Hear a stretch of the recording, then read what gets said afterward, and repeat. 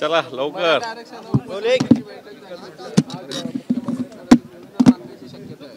ऐकूया काय सांगतात ऐकूया.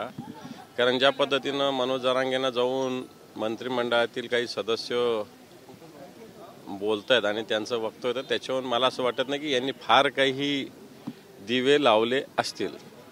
विधिमंडळ कामकाज सल्लागार समितीची आज बैठक होत आहे. मागणी होते तुमच्याकडनं की अधिवेशनचा कालावधी हो आमचं म्हणणं किमान 2 दिवस आणखी वाढवावं, शुक्रवारपर्यंत तरी अधिवेशन होऊ द्यावं अशा प्रकारची आमची मागणी राहील. पाहू संध्याकाळी बैठकीत काय होतं. अमोल मिटकरी यांनी एक महत्त्वाचं वक्तव्य केलं आहे. 2024चा संकल्प असा असेल मुख्यमंत्री हे फक्त अजित पवार असतील.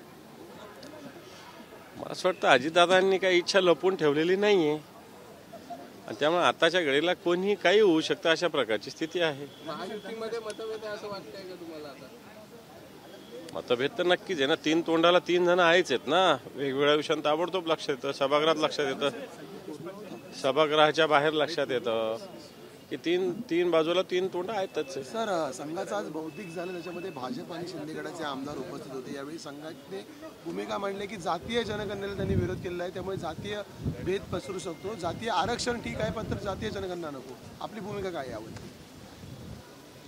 संघाने ती भूमिका मांडलेली. संघ एक वेगळी सांस्कृतिक संघटना आहे, सामाजिक संघटना आहे.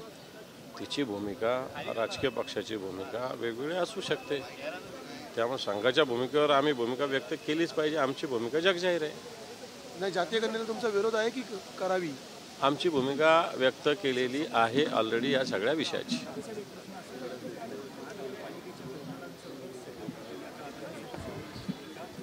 काय काय काय काय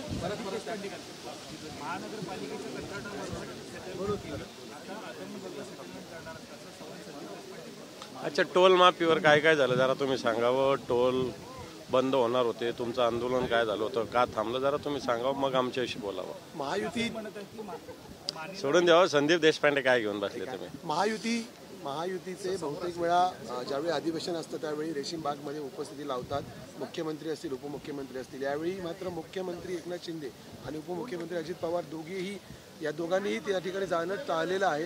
कशामुळे? मला असं वाटतं उगाच जाणं म्हणजे काय फार करणं अशातला काही भाग नाही. त्याला संस्कार असावे लागतात. उगाच नुसतं शरीराने जाणं, मन तिथं नसणं, याला त्या जाण्याला काही अर्थ नाही. मला नाही वाटत मुख्यमंत्री आणि अजितदादा आणि एकनाथ शिंदे साहेब हे काही RSSच्या विचारसरणीचे आहेत किंवा त्या विचारसरणीला मानतील. आणि मानत नसेल ना तिथं उगाच शरीरानं जाणं हे मला नाही वाटत RSSला अपेक्षित आहे की यांनी आलं पाहिजे. काही गरज नाही तसं जाण्याची यांनी. आणि त्यांनाही वाटत नसेल की हे यावं म्हणून.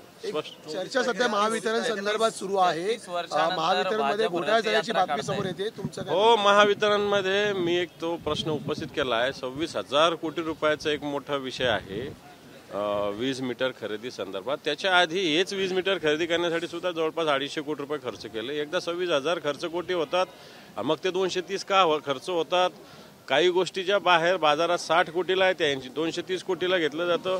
माझ्याकडे तर माहिती अशी की 70 कोटीचं एक मीटर लावण्यासाठी 230 कोटी रुपये खर्च केले जातात. ही वस्तूच खरेदी 70 कोटीची आहे आणि ती सगळी 4 फीट करण्यासाठी 230 कोटी. अशा पद्धतीनं महावितरणच्या काही गोष्टी समोर आलेल्या आहे. अभ्यास करून त्याच्यावर निश्चित भूमिका मांडू. 33 वर्षानंतर भाजप रथयात्रा काढतंय गुजरात ते अयोध्यामध्ये. कसं पाहता लोकसभा निवडणुकीच्या तोंडावर असताना ही मला असं वाटतं भारतीय जनता पार्टी जर एवढ्या वर्षानं विकासाचं राजकारण करते तर त्यांनी विकासाच्या विषयावर रथयात्रा निश्चित काढली पाहिजे. विकासाची रथयात्रा गावगाव कसे लोक रोखतायत बघा.